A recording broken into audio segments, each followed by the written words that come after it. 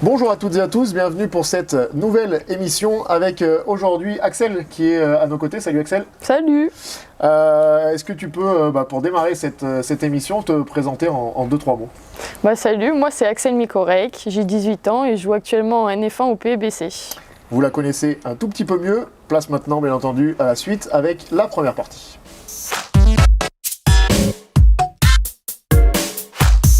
Place à notre première partie, vous en avez désormais l'habitude sur les précédentes émissions que vous avez lues. On va passer sur le passé d'Axel et démarrer avec la première question. Est-ce que tu peux nous expliquer comment tu as démarré le basket au tout début? Ma famille est basketteur, j'ai commencé quand je suis née, j'étais déjà dans le basket, ma mère était à un certain niveau, mon père était arbitre aussi. Du coup, dès le plus jeune âge, j'étais sur le banc avec ma mère en train de la regarder jouer. Du coup, c'est comme ça que ça s'est enchaîné. Bien sûr, je suis le mouvement, du coup, voilà, sur les terrains ensuite. Ton premier club? Jassan, dans l'Ain. Du coup, voilà, après... Est-ce que tu peux nous expliquer un peu ton parcours de formation, justement, après ça, après tes débuts à Jassan? Alors après, je suis allée en U13 à Mes Yeux pendant 3 ans. Ensuite, j'ai été prise au Pôle Sport du Lyonnais, où j'étais aussi à CTC Brest le week-end, pour jouer U15 France. Et ensuite, je suis arrivée à Voiron en U18. Ça embraye justement sur la question suivante. Pourquoi avoir choisi le PEBC à l'époque, donc sur ton cursus de formation, intégrer le centre de formation ici? Lorsque j'ai fait l'été, ça s'est super bien passé. J'ai tout de suite accroché avec le responsable, donc Béranger Ruol, et tout le staff autour. Et du coup, j'étais vraiment satisfaite de ce qu'ils m'ont montré, tout ce qu'ils proposaient, donc j'ai pas hésité. Dernière petite question sur le passé, si tu avais un meilleur souvenir basket sur ta jeune carrière à nous ressortir? Mon meilleur souvenir, c'était la Coupe du Monde en Mongolie avec le 3-3 équipe de France. Voilà. Le 3-3 d'ailleurs, on aura l'occasion d'y revenir un peu plus tard, justement sur la deuxième partie qu'on va démarrer dans quelques instants. Place à la deuxième partie.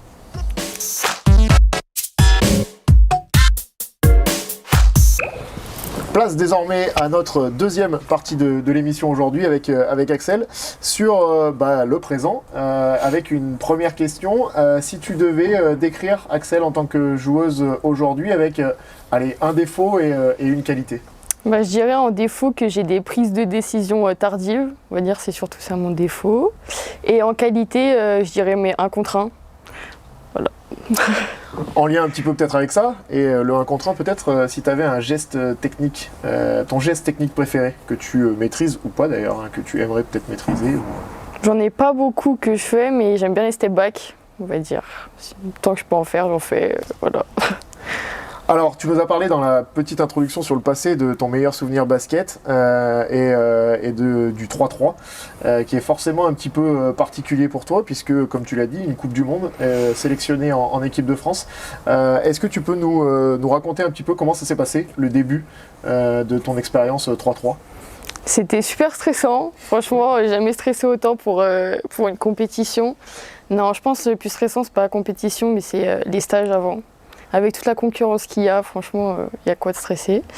Mais sinon, en soi, la Coupe du Monde s'est super bien passée. C'était un truc énorme. Rien que quand on voit le public ou la salle dehors, franchement, moi j'avais les étoiles dans les yeux. Non, franchement, c'est génial. C'est une aventure que je pense personne ne peut imaginer tant qu'on l'a pas vécue. Du coup, voilà. C'était ta première compétition en équipe de France. Comment tu as été repéré par l'équipe de France et comment tu t'es mis au 3-3? On sait que c'est pas encore forcément démocratisé dans les clubs. Pour le coup, nous, à Voiron, même si le lieu Voiron est un site de 3-3, le club pas forcément encore, en tout cas pas dans le quotidien de l'entraînement. Comment ça s'est passé pour toi, cette intégration, et comment tu as découvert le 3-3? Alors en fait, il y a des tournois, donc ça s'appelle les fast track, où il y a une vingtaine de joueuses qui est invitée pour faire des tournois sur 2 jours. Et donc c'est Béranger Ruol, responsable du centre U18, qui a appelé la coach Anna et qui m'a envoyé faire un tournoi. Donc j'avais 1 an d'avance, j'étais avec les 2001. Donc voilà, premier tournoi, c'est bien passé. Bon, c'était un peu compliqué vu que j'étais la plus petite, on va dire.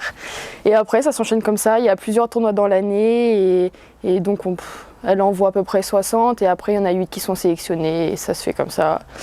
Et voilà, ça se réduit vite, mais voilà. Pour arriver au 4 final. Voilà. Dernière petite question sur cette actualité, ce présent et puis cette discipline du 3-3. Aujourd'hui, il n'y a pas de championnat 3-3, donc tu es une joueuse de 3-3 autant qu'une joueuse de 5-5. Comment tu jongles un petit peu, comment ça se passe l'emploi du temps? Les compétitions de 3-3 se passent à quel moment de l'année? Et comment tu fais pour arriver à faire deux disciplines qui sont au final deux sports à part entière? Pour l'instant, tout se passait bien parce que les compétitions de 3-3 c'était plus l'été. Donc là où la saison 5-5 se coupe. Après, bien évidemment, il y a des stages en pleine saison. Donc des fois, je pars une semaine, des fois, je pars un week-end. Mais sinon, il n'y a jamais eu de compétition pour l'instant qui se sont superposées avec le 5-5. Du coup, pas de problème. Et enfin, la dernière petite question, je suis obligé de la poser. Si tu devais choisir entre le 3-3 et le 5-5, aujourd'hui, tu peux avoir la chance de faire les deux, mais si tu devais choisir... Allez, on va prendre un exemple. Si tu es aujourd'hui en équipe de France 3-3, si tu devais choisir entre des Jeux Olympiques de 3-3 ou une sélection en équipe de France 5-5, sans aller sur les Jeux Olympiques en 5-5 peut-être. Je choisirais le 3-3. Voilà. Je vais être content. Désolé Buffard. Mais oui, je choisirais le 3-3. Je trouve que ça me correspond plus dans le jeu. Déjà, il y a beaucoup plus de responsabilités. L'autonomie, le fait de ne pas avoir de coach en tant que poste 2-1, je prends ça super à cœur. Enfin, c'est nous le maître du jeu, on va dire. Donc rien que pour ça, je choisirais le 3-3. Parfait, on a fini sur la partie basket. Place maintenant à notre troisième et dernière partie sur l'extra basket.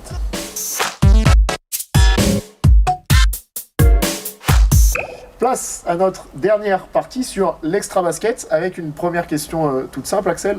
Si tu devais nous dégager un ou deux centres d'intérêt qui te correspondent sur l'extra basket, qu'est-ce que tu nous dirais? Il n'y a pas longtemps, j'ai commencé les pâtisseries.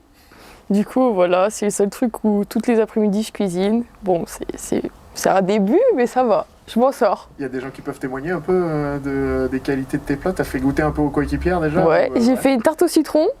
Et ma piota, elle a kiffé, je sais. Ouais. Et j'ai fait des fondants au chocolat. Toute l'équipe a dit qu'ils étaient trop bons. Donc c'est bon. Pour l'instant, c'est validé. Et du coup, on aimerait juste savoir où ils sont aujourd'hui, quoi, non? Ils sont dans le frigo, là. Ok, donc passion cuisine. Un autre petit centre d'intérêt? Pas grand-chose. Cuisine, Netflix. Surtout Netflix. Et voilà. Tout va bien.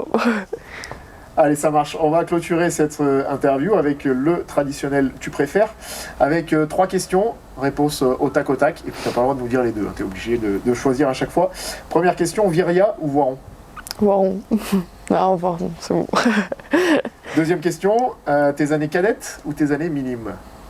Années cadettes, il y a plus de souvenirs quand même. Ouais. Même si elles ont été un peu tronquées, puisque ouais, mais ça va. Franchi le cap entre les cadettes et l'équipe 1. Ouais, mais même. T'as pu en profiter quand même. Oui, 18, ouais. C'était grâce à ton assistant de l'époque. Dernière petite question, Insta ou Snap? Parce que tu nous as parlé de la passion cuisine, t'as une passion réseaux sociaux aussi quand même. Ça va. Non, franchement, Insta, c'est mieux. Non, Snap, c'est bon. On s'en fiche maintenant. Non, Insta, il y a tout sur Insta.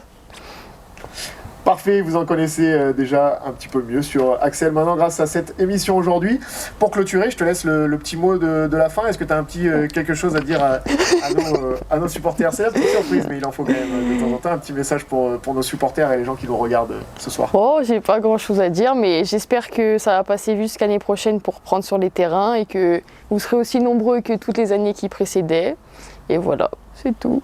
Parfait, ça a été nickel. Merci Axel pour ta participation aujourd'hui. Et puis on a hâte de te retrouver sur les terrains pour, on l'espère, redémarrer le plus rapidement possible notre basket ici au gymnase Henri Chotard. Merci à toutes et à tous de nous avoir suivis.